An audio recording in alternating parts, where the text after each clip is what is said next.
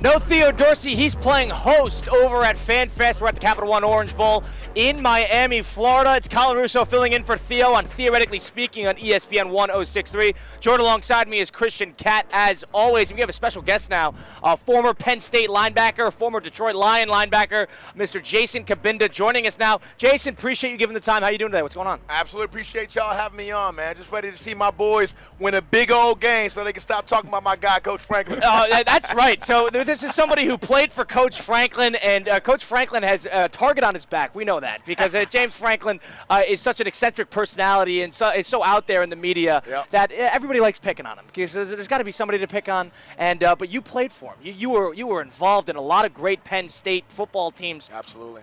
Explain how this one compares to the great teams that you played for. Is there similarities, or is this sort of the Penn State that can take it to the next level? What's your read?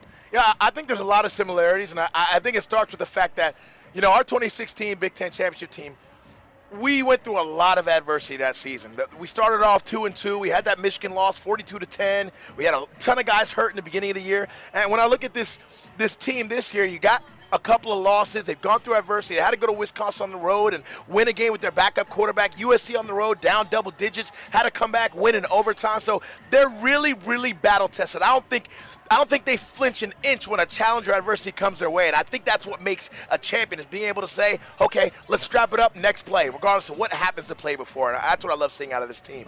Yeah, I mean, think about it. That was the 14 playoff days. Penn State, I feel, got snubbed. I thought they had a certain case to make it in over Ohio State with the head-to-head to win the Big Ten championship. I'm still holding the grudge. And now the year's 2024, 2025 now, and because of the 12-team playoff, we're seeing this Penn State team, who may not be the best team in the Big Ten when the Big Ten championship game was played, go on a run here. How cool is that to see? Maybe these guys here getting an opportunity you might not have been able to.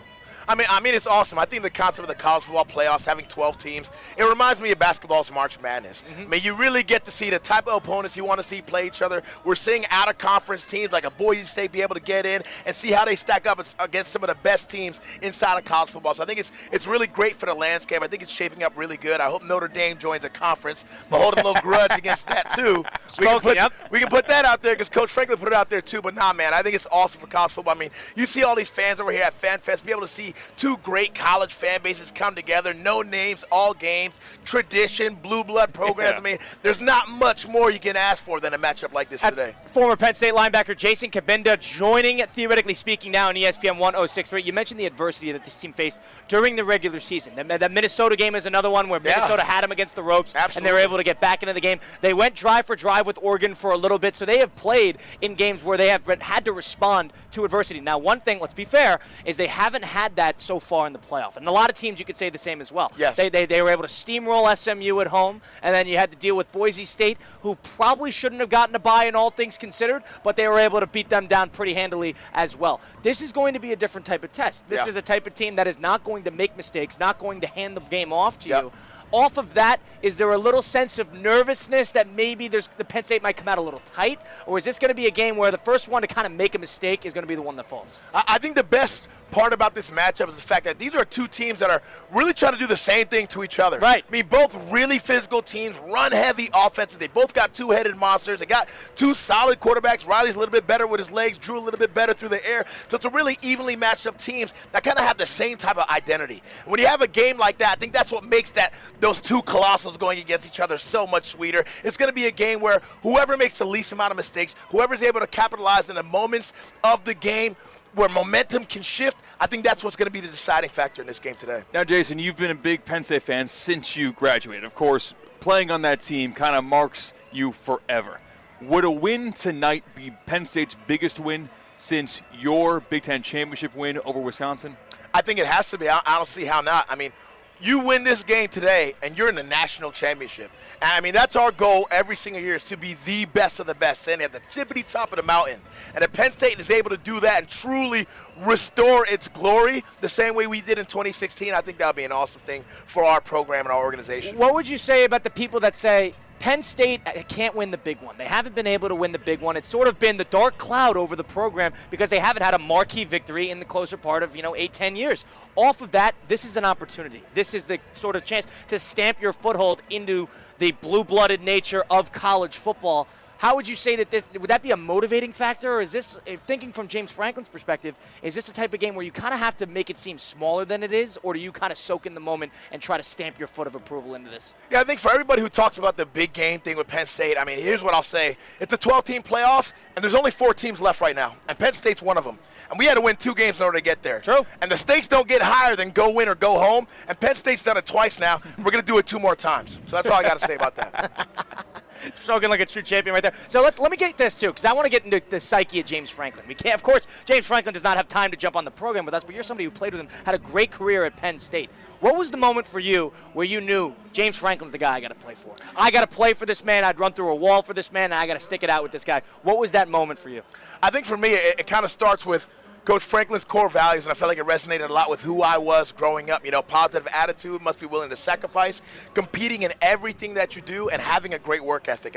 I mean, this is a dude that lives and breathes those core values every single day, and he's the same person every single day. And I think when you see a guy be the same person through any level of adversity, whatever it looks like, in the ebb and flows of college football, be the same person every single day, that's a guy that you can respect. So he has the respect in the locker room. He says the same message every single time, and he's all about the little things. He's all about the process. And I think you're seeing right now Penn State has followed their process, and it's put them in position to be a top 4 team in the college football playoff right now with a chance to go to the national championship. Now, Jason, on your team in 2016 with Penn State, you obviously played with Saquon Barkley.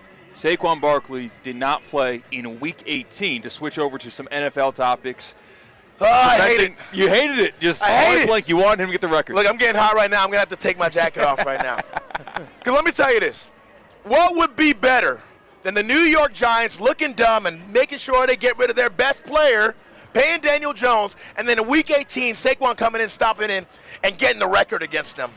And while they're not even going to the playoffs, and while the Eagles are rated really high in the playoffs, I mean, the Giants made a huge mistake letting this guy go. He's the heartbeat of your team. He's so talented. He does everything right. He's humble. He works hard. Those are the kind of guys that you keep inside of your building.